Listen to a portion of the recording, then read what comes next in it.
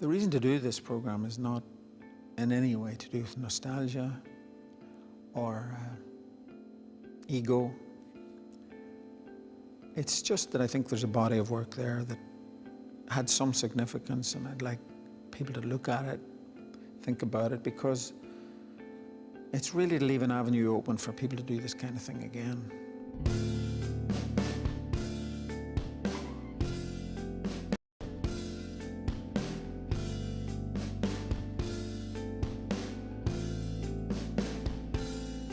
Field Day Theatre Company began in 1980, a time of killings, hunger strikes and protests, a time when politics seemed to be at a standstill. Renowned Omagh-born playwright Brian Friel and Belfast actor Stephen Ray joined forces to produce a new play that looked back in history to reflect on the strife of the present. A theatrical sensation, it was the launchpad for a new grouping of the finest writers and creative minds in Ireland. They were brought together by a simple idea, that the theatre could be a place where political ideas could be explored in a new way, a place where people could look at things from a different point of view. Over the next 18 years, they produced a still unrivaled series of plays that strove to do just this, exploring the political and the personal forces that lay behind the conflict they saw around them. But soon they were themselves accused of political bias by a group of critics, and as Field Day became one of the most important cultural institutions in Ireland, its founding partnership was pulled apart. The Guildhall in Derry, for the first time playing host to the complete production and world premiere of a professional play. Brian Friel's play Translations is now recognised as a modern classic. It's set at a hedge school in Donegal in 1833, when the British Army arrived to start the first Ordnance Survey map of the British Isles. With the hedge school potentially redundant and the traditional townland names swept aside by the map makers, the play explores many issues of the day which are still alive today. His Majesty's government has ordered the first ever comprehensive survey of this area, a general triangulation, which will embrace a detailed hydrographic and topographic information, and which will be executed to a scale of 6 inches to the English mile. I was normally at that time doing 3 or 4 new plays every year in London. I'm very happy to do so, but I wanted to do something here. You know, I felt that maybe in London I was working to someone else's agenda, Peter Hall's agenda, Hampstead Theatre's agenda, but this was my agenda. This was making my statement. Well, I was the Unionist Mayor of the city in that year, and it was a very bad year really, because it was the year of the hunger strike, and you never knew when someone was going to be killed, and you never knew when a hunger strike was going to die, because they were dying, you know, all the time, and it was a really bad time for the city. Well, the bomb scares make the enterprise somehow surreal in some way. It seems kind of strange putting on a play when you're surrounded by a revolutionary situation. Stephen Ray played an opportunistic young Donegal man, Owen. Well, Owen has certainly attempted to make his way in the world, and he introduces the British Army to the area and eases their passage into the area, and, you know, with disastrous results. Burnfoot. What about Burnfoot? Good, Ryland. Burnfoot's good. George, my name is... Burnfoot. I suppose so. What do you think? Yes. Are you happy with that? Yes. Burnfoot. One Nahon. B-U... You're becoming very skilled at this. We're not moving fast enough. What it's saying, in effect, is it's saying how a people are conquered, just simply by the changing of names and the changing of language, the loss of language. You had this little rural cottage where Big Hugh had the hedge school, but you very definitely saw it placed in this strange, very grand, rather pompous building, which I suppose had a tension all of its own, really. It's a building that cries out to be subverted in some way. Can you imagine the amount of wealth that was absorbed into building this when the town was absolutely ravaged with poverty? Our little venture may be a kind of litmus paper to see, does the public really want it and will they respond to it? Are you at all nervous that they don't? Well, the playwright in me is nervous, but I'm also the producer of this venture, and the producer is very confident. To go through checkpoints, coming up from the south and going through this, and then going into this particular play and hearing the odd drone of military activity outside. So you were aware of this historical play speaking with an immediate kind of currency.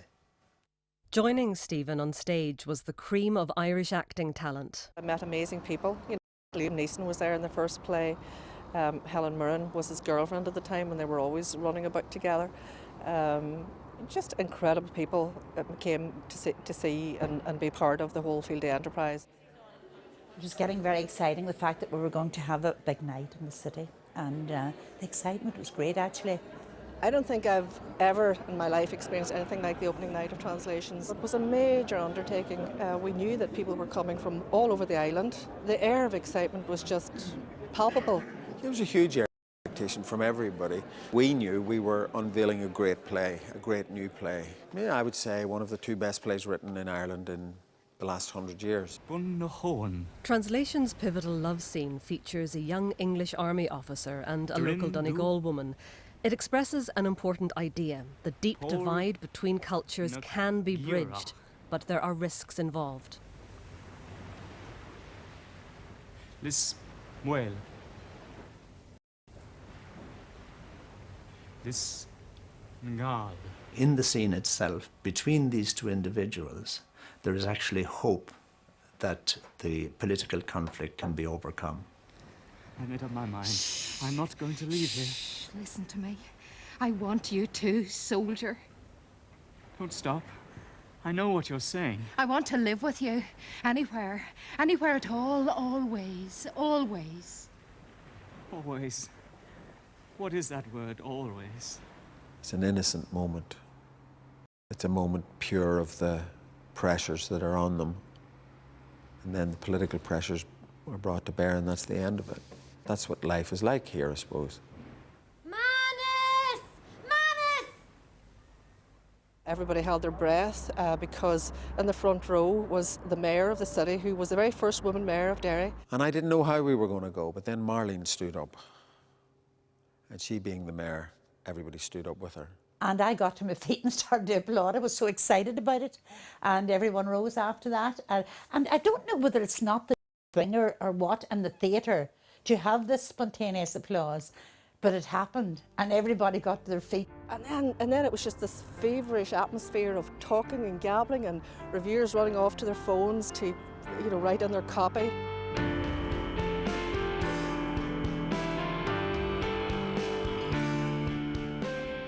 As far as I was concerned, there was a terrific surge of energy flowed from that play. Everybody felt it, I think, who attended it. A play can be a civilizing moment of reflection, a moment that isn't adversarial, something that's ambiguous and complex rather than fixed. But for Field Day, the Derry Guildhall was only the opening night of a tour that would take them around Ireland. And it looks as if the much acclaimed Friel has hit yet again on another winning formula. In the past 2 weeks, Translations has taken both Belfast and Derry by storm, with all critics alike rapturous in their praise. I think any theatre that hopes to have an influence must find a new audience. We would go out into the country and there would be parish halls, school halls, just whatever hole in the wall could house a show for that evening. So everywhere we went with Translations, it was packed. I mean, the story went round about Carrickmore that the audience there loved to see their plays, that we were going to be in the community hall, and that the anticipation for this play was mighty, is the only word I can use. Carrickmore was a remote part of South Tyrone, and it had the reputation of being a no-go area for the British troops. They couldn't apparently come in here. Well, this has graduated to being a full-scale proper arts centre, which it wasn't at the time. You arrived in Carrickmore, you set up, and then you waited for the audience. Now, the audience didn't arrive at 7:30, 8 o'clock. They arrived when they were finished work. So tractors would pull up, and when guys had finished their work and had their tea, they would come out and see the play. But you'd wait until the audience was there. We must have had about 800 to 900 people because we have a balcony in the hall then, and it was even packed. And I think we had, I shouldn't say this for the fire officer, I think we had people standing along the side of the walls and all kinds of things, yeah. You could sit through the play and you could enjoy it thoroughly as a play.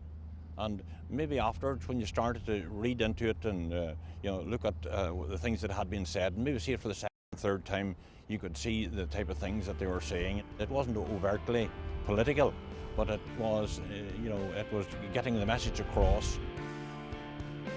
But Field Day didn't stop at translations. They toured a new play every year, many written by Friel, and each with an opening night in Derry. That's just taken to the corner of the minor hall in the Guildhall. Look at Friel smoking away. That's just taken at rehearsal, and I had very short hair because I'd had my head shaved for a play just before that. If you look at Brian's plays, there's an extraordinary freshness of subject matter for a start, and for just everything about the play, about each new play, is different and unexpected. I've never had an easier working relationship with anyone. We were very close, and we agreed on almost anything. And we had a simple rule that if one of us didn't like something, it wouldn't happen. Then what happened? Ray and Friel put together a board of directors, friends but also major figures in their own right. There were poets, Seamus Heaney, Seamus Dean and Tom Paulin, a singer and filmmaker, David Hammond, and eventually another playwright, Tom Kilroy. Crucially, the board mixed Catholic and Protestant members. It was extraordinary how the thing grew, I mean, the acquisition of poets, thinkers, gave us a dimension that really most theatres lack. To be part of that group was an immense experience for me in terms of just growing myself. I mean, I sat beside Seamus Dean for all the years of our board meetings, and he's an extraordinary and unique figure in this country. You had very strong nationalist views there, you had 18th century Republican views there, you had views which were, if not hostile to nationalism, at least questioning it. Yet there was a shared outlook that drew them all together. I think that there is something exhausted in the country at the minute. I think there's also a sense of a change. We were all in conversation anyway at that time. Through the 70s, you could say there was a kind of summer school in West Donegal, casually, because I would often be down with David Hammond in his place. Brian Friel was up in Mulladuff. Seamus Dean would be there now and again also. We were talking about the situation. We were alive to each other. There was an ongoing conversation. We feel they'd only be changed when the imaginative force of Northern culture is reattached to Southern culture. That was the driving force, the belief in the imagination and in the capacity of writers to imaginatively investigate Irish life in a way which would kind of reflect on current politics, but not to drive politics to any particular conclusion. There's no freedom from politics. We are politicians in a sense by being artists. Would it be true to say that you were against the unionist establishment that was there? Absolutely, yes, there would be, because again, I thought of and think of it as an establishment that depended upon and nurtured every conceivable form of injustice and masqueraded as a non-violent establishment when in fact it was extremely violent, always had been. Field Day's 1984 production, The Riot Act, came to be seen as an exploration of the political crisis of the time, despite being written more than 2,000 years before. I mean, if we had received a script that was of a play that was set in Northern Ireland that we had liked it, we would have done it. But there's also, of course, partly the notion that it would be very difficult if you set it directly in Northern Ireland to resist the propagandizing impulse. Prevent the audience from seeing it as so immediate that they couldn't get any distance from it.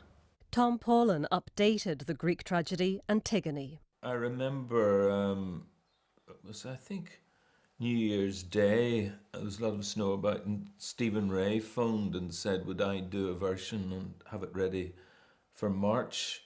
So I got working on it. Well, this is Stephen Ray playing Creon, obviously. A part he based partly on Lord Carson. In the aftermath of a bloody civil war, the head of state has passed a law that soldiers on the losing side shall lie unburied. The central character, Antigone, has to choose. Is she going to obey this law of the state, or obey a personal law that she should bury her dead brother, no matter what the cost? You knew the law? It was a public statement. I heard it. So you set out. It was deliberate to cross your own king. Your uncle, too. It was never Zeus made that law. Down in the dark earth, there's no law says break with your own kin, go lick the state. Well, Antigone's really about a central conflict between your identity as a citizen and your identity as a member of a family, a tribe. And of course, in the north of Ireland, you're continually torn between these two energies. Antigone is imprisoned and dies of starvation, inevitably drawing comparisons with contemporary events. The hunger strikes themselves were like, you know, some kind of terrifying public theatre. So yes, the Riot Act was in some way an adaptation of the great theatre that was going on in the streets, so to say. On your own. No one in Thebes will follow you, ever. Do you hear the hush? They're only waiting. I hear nothing. You should be ashamed. I stuck by my brother. Where's the shame in that? Perhaps we instinctively feel that Creon is the villain, but it was important for Field Day that there was genuine debate over Antigone's actions. Her sister Ismene tries to be the voice of compromise. I think, you know, Ismene's sister, I think you have to just say Ismene, sister. Okay. You know, you have to give it each a weight, you know. Okay, yeah. You're not trying to find the truth of your position. You know the truth of your position. Yeah. She's constantly trying to find it seems to me, to try to find an authenticity of in her position, but she knows hers. I have my piety as well as you, but the state's not putty and I can't force it. Well, I love my brother, so I must bury him. Will you dodge and run? I'm frightened of you. Well, where you're going, that worries me. Don't breathe a word then, and I won't either. The more blame you'll get. You burn for them, but they're cold things, principles. What thing ever I must do, there's one audience will understand it. You'll change nothing, only make it worse. I'll only do what's right and sanctioned by the gods. It's hardly worth it. Ismene, sister, don't make me hate you. When you talk that way, it's like you're sour on everything that's sacred. Go you on back and leave me here. It's never pride, not pride that's pushing me. It's my own soul, and I can nor bend, nor sell. This is a critical point in Northern Irish history, and this play was critical for much that Field Day was talking about, because a transformation actually had begun. We didn't begin it, we were caught up in it, but we helped, I think, especially in a play like that, to articulate to some degree what was going on within as the velocity increased. The aim of this was to suppress a condition of mind. Field Day was firmly established as a major force in Irish theatre. Now, a series of pamphlets was published, provocative explorations of culture and history, uncovering what had caused divisions in our society. And high industrial capitalism. The Irish mind, or certain conditions thereof, was to the English mind, in most conditions thereof, ineluctably criminal, because of the very simple fact that it tended to show remarkably consistent disrespect for English law and therefore for the law as such. There was an agitational element about Field Day. It caused arguments and it caused bother and it got people's back up. The cultural debate sharpened. Field Day tends to take one particular division, which is the division which operates mostly in the north at the moment between, say, Protestant and Catholic.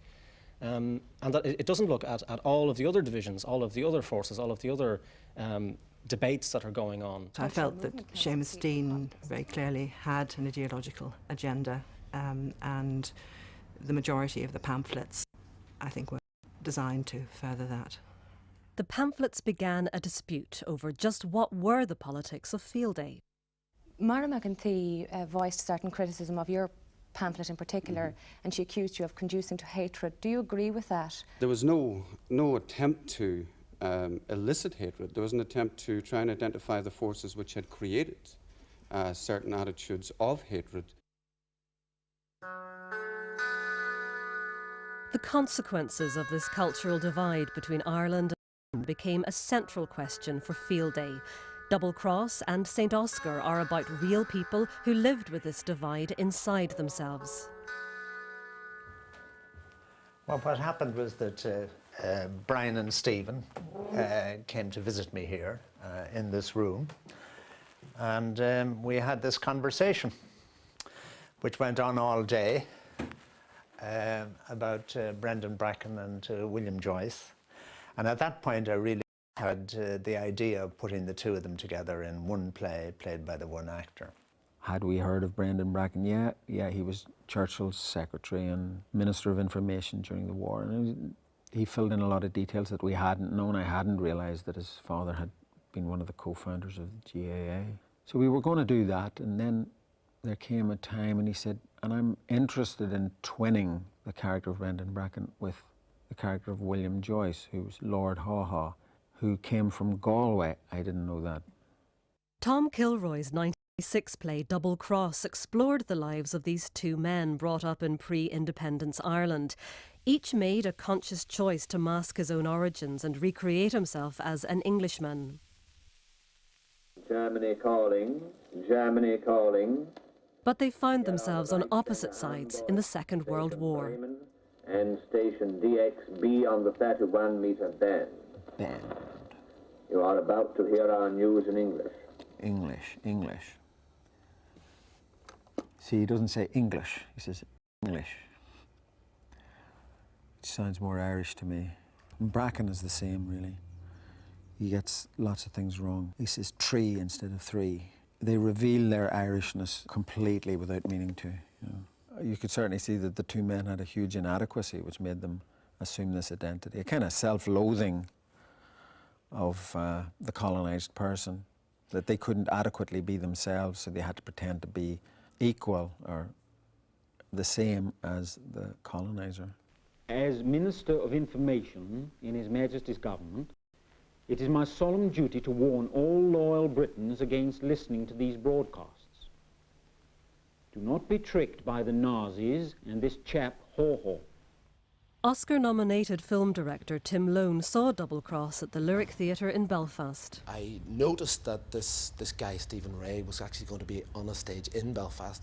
And I thought this is the same guy that I had seen in a movie recently, which I particularly liked. So I was lucky enough to get a ticket and found it one of the most extraordinary nights that I had ever experienced. Our information and intelligence agents know this Haw Haw. He is an Irish traitor called William Joyce and well known to the police in this country. I know this is one of the greatest parts I ever got to play in my life. And I have to say I learned it in 3 weeks, which is a kind of form of a miracle in itself. Stephen Ray is Bracken, and he marches down, just right down to the front of the stage, and he's wearing his red curly wig and he rips it off.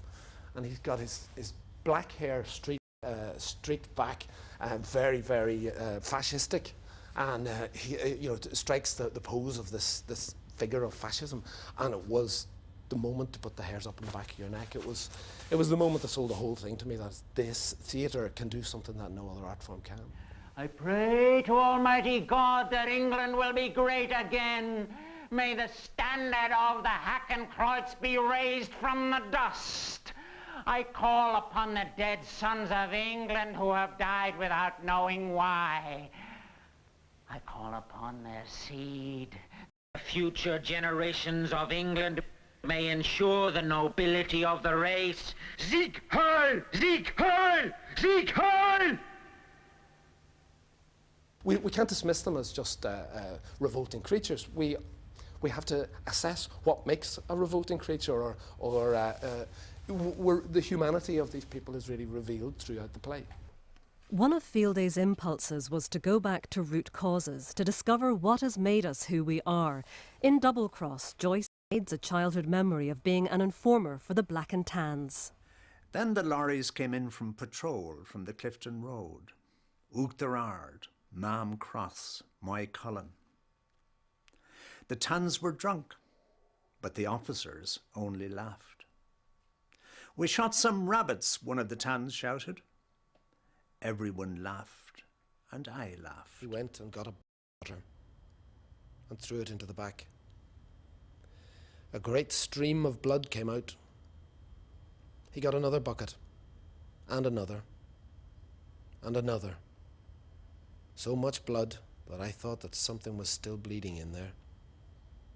And of course it's intended to reflect into contemporary politics and into the contemporary political debate, which in this instance was specifically related to Northern Ireland, and to the kind of absurdities which develop when your whole personality is identified according, in fact, to the politics or the nation that you follow. And I think it's a comment both on a certain kind of nationalism and a certain kind of unionism, yeah. This evening, I am talking to you. I'm talking to you. He's pissed as a rat at this point, isn't he? This is the end. Here we have a united people. There it is. They don't want to take what doesn't belong to them. It's brilliant.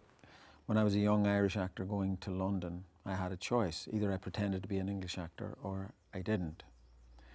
The pressure was to do what they did, become a kind of a caricature of an Englishman, and I thought it would be better to be an unemployed caricature of an Irishman than to do this. So it was very hard for me to play the parts because they were men who'd embraced something that I decided I didn't want it.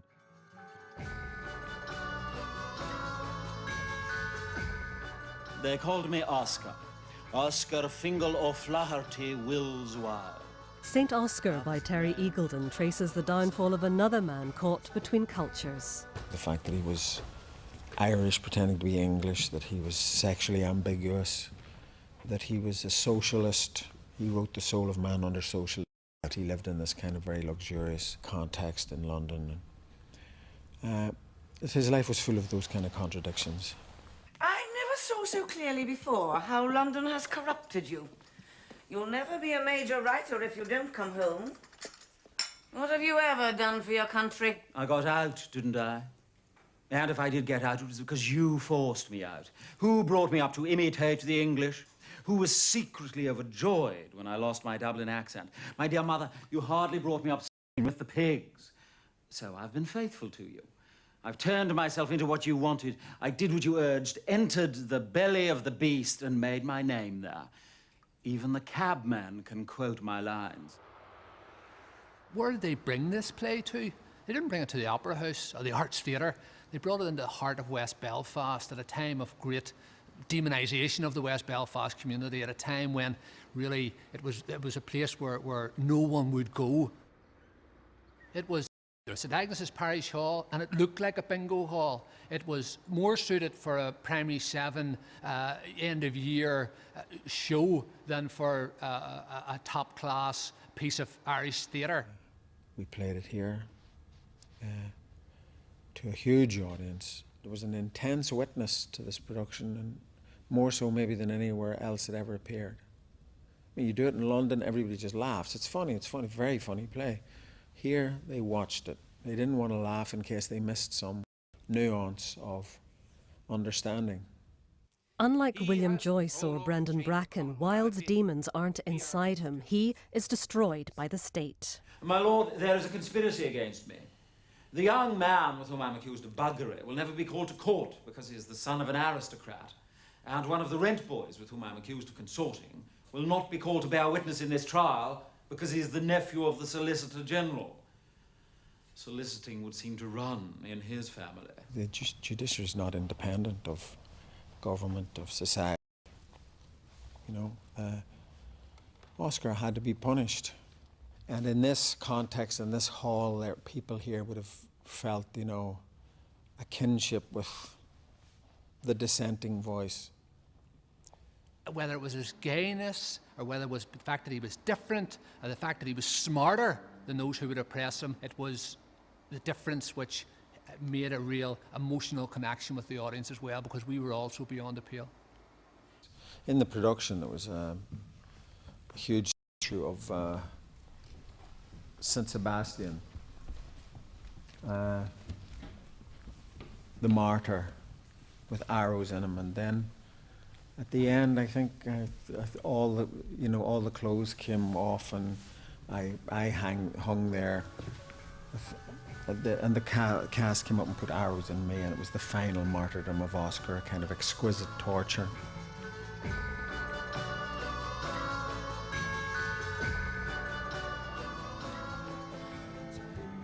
But Field Day also cherished the possibility that, like the love scene in Translations, people can free themselves from the political turmoil that surrounds them. In Stuart Parker's Pentecost, the lives of two Catholic and two Protestant characters intersect in a run-down terraced house during the 1974 strike organised by the Ulster Workers' Council. Actor and writer Alan McKee saw Pentecost as a teenager in Coleraine. Pentecost had a big effect on me when I was about 15, I suppose. I just remember hearing things expressed on a stage which I hadn't heard expressed in the form of drama before. One of the characters almost crystallises my opinion on religion and some of the things that I feel it's been responsible for in this country. What would Jesus, holy Christ, do with us all here? Would you say? I'll tell you exactly what he'd do. He'd expunge religion once and for all from off the face of this country until the people could discover no mercy except in each other, no belief except to believe in each other, no forgiveness but what the other would forgive. Until they cried out in the dark for each other and embraced their own humanity.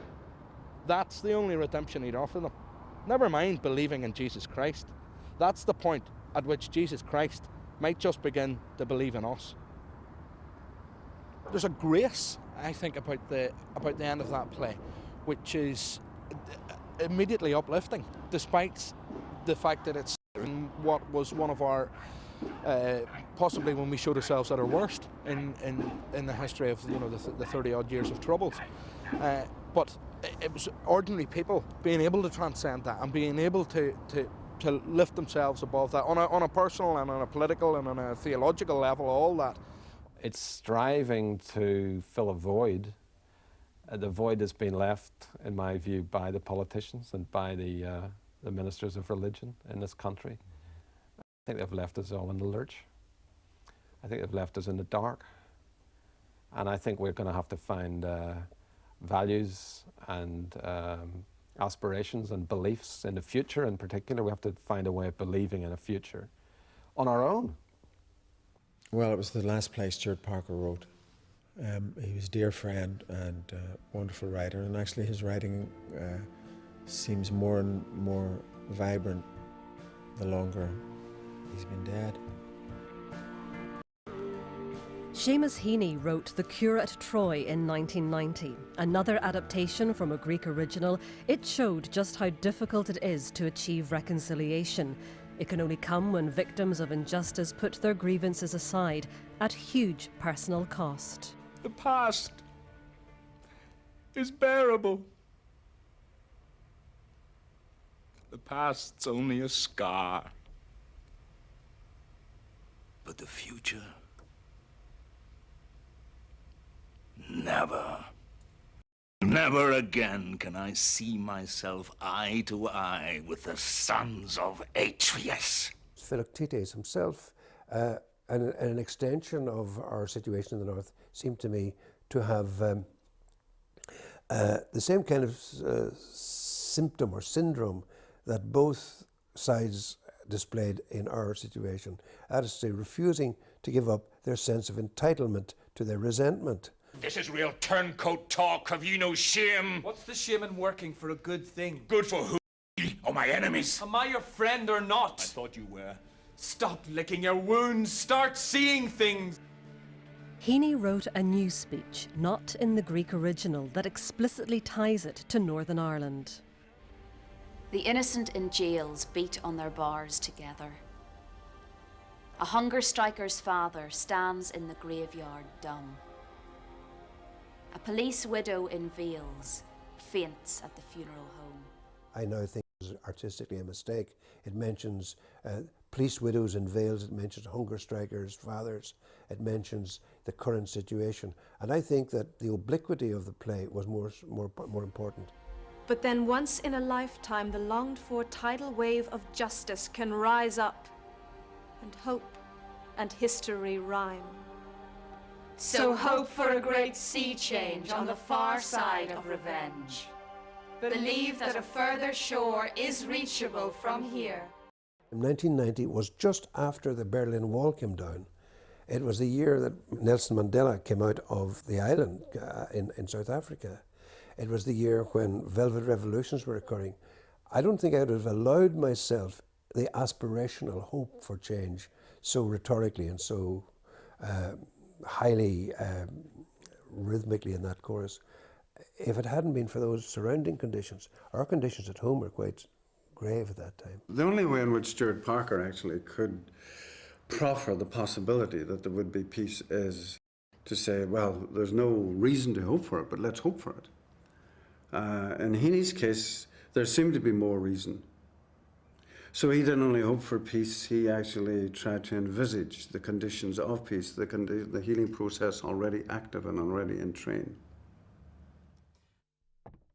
But 1990 was to be a year of crisis for Field A.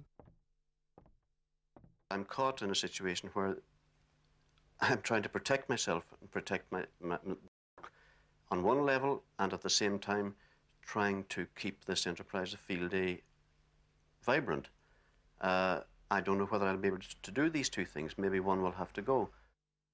Brian Friel's new play Dancing at Lunasa opened, but this time he'd given it to the Abbey Theatre in Dublin. Did you feel, kind of hurt by his decision personally? I just knew that it was the end of something because the nature of the work would change. When translations came to Derry, it brought with it an enormous energy. When Lunasa went back to Dublin, it was like the plug was pulled out and a lot of energy went out. The unique partnership between Friel and Ray would never be the same. Dancing at Lunasa went on to spectacular success, not just in Dublin, but in London, Broadway, and in Hollywood. I just felt that if Field A had gone with it onto the international stage, that it would have done something for our company. We could have turned another corner and been energized in a new way. But there was no lack of energy on the publishing side. The Field A Anthology of Irish Writing was the culmination of years of work and brought together writers from all backgrounds and traditions. Well, the importance of the anthology was to cover a vast space of time, to be there in different languages, obviously English and Irish and Latin. I'm just looking here for the section I edited on really Northern oratory, Protestant oratory. Which I had a lot of fun doing.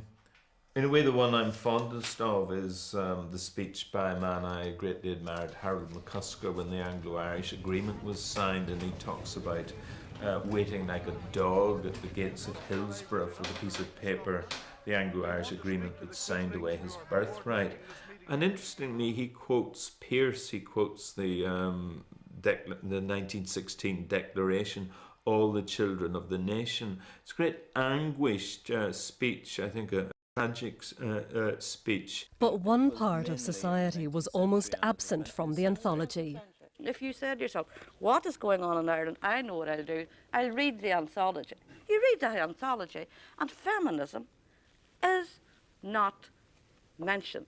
I cannot, over the 1,500 years of literary and non-literary texts that are in it, find myself in any position to make a judgment. Has there been a kind of proper balance? Have people been excluded or included? For God's sake, Tom, we're Who not could talking do about that? balance. We are talking about the total exclusion of the lives of Irish women from this anthology. Total. They keep coming up with odd phrases like unconscious prejudice and I woke up one morning and I forgot and, you know, I'm sorry. But they are not engaging in the enormously serious debate. And that makes me think that, in fact, they have confused power and authority. Field Day eventually issued another 2 volumes dedicated to Irish women's writing, an open admission from this revered group of men that they had been at fault. For all of the hammering it took, for all the ideological and to some extent justifiable assault it received, it now, 20 years later, is a monument. And I'm convinced that many of the people who assailed it actually use it in their classes. But for a long time there had been a war of words waged by critics who claimed that Field Day harboured a deep political bias. It was an attack on the ideas at the heart of Field Day. Well, the criticism was huge, you know, either both from Belfast, Dublin, and to a lesser extent, much lesser extent in London. I don't think there is enormous sympathy towards the history and culture of Irish Protestantism throughout the island.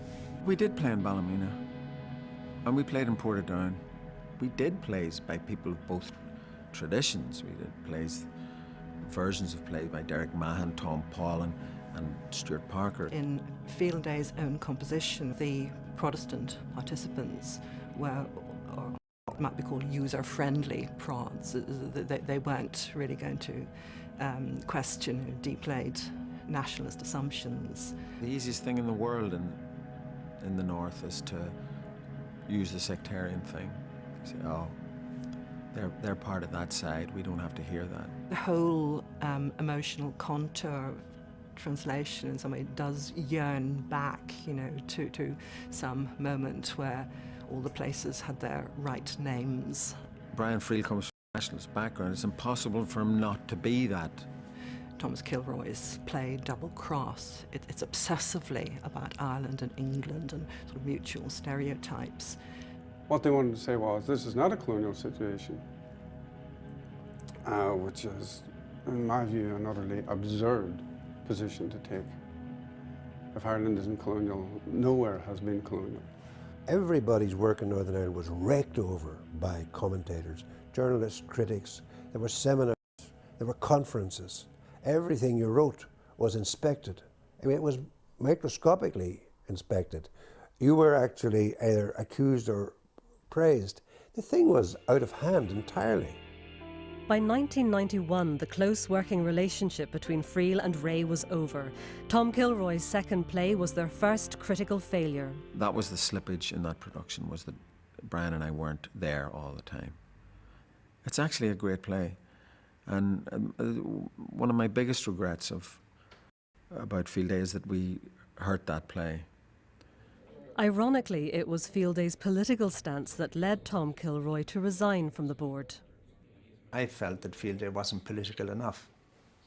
I would like to have seen very early on Field Day becoming, as it were, a kind of voice, a public voice, particularly on the subject of sectarianism.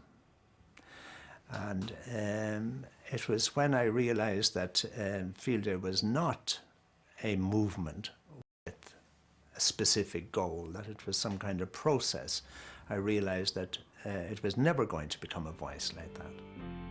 In 1994, Brian Friel resigned from the board of Field Day. Other directors followed, leaving only Stephen Ray and Seamus Dean. In 1995, there was a new production, but many people wondered if Field Day had lost its way. The analogy really was with a literary magazine that has only got a certain term of life, really, that you're bound to sort of run out of energy. Once the link between Brian and Stephen was damaged, there was no other linkage within the Field Day organisation. that could heal or cure or supplant that one. For 3 years, Field Day lay dormant. Then, in 1998, a new project was hatched by Stephen Ray. Co-production with Tinderbox Theatre Company, Field Day would produce another Stuart Parker play, Northern Star. It was an exploration of the aspirations of the United Irishmen 200 years before, to be staged in the very church where many of them had worshipped and discussed political ideas.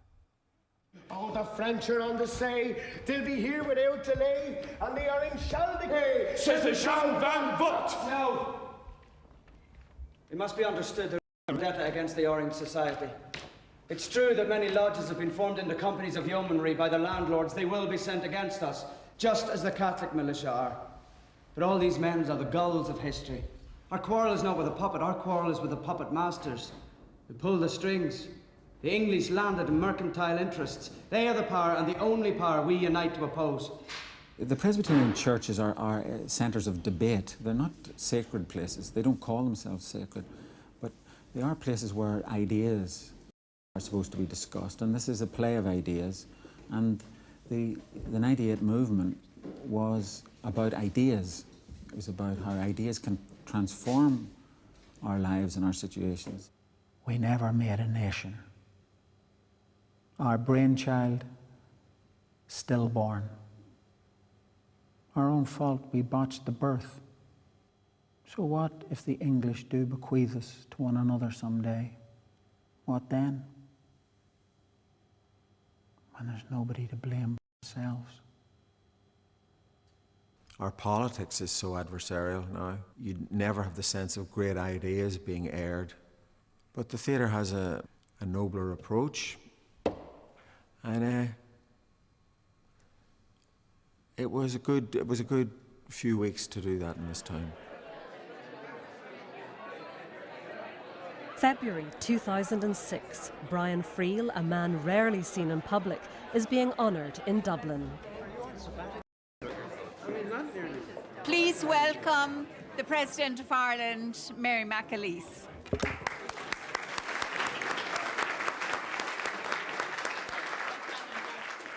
And then his search through Field Day, through the theatre company, for a way out of entrenchment and a way through to fresh possibilities. And that helped open, in fact, to prise open, not to easily open, but to prise open a space through which a new future for this island is beginning manifestly to squeeze. Today, Seamus Dean co-edits the Field Day Review and is still examining modern Ireland. It needs revision, it needs change, it needs critique, it needs analysis, it needs commentary. So I think in that sense, Field Day continues.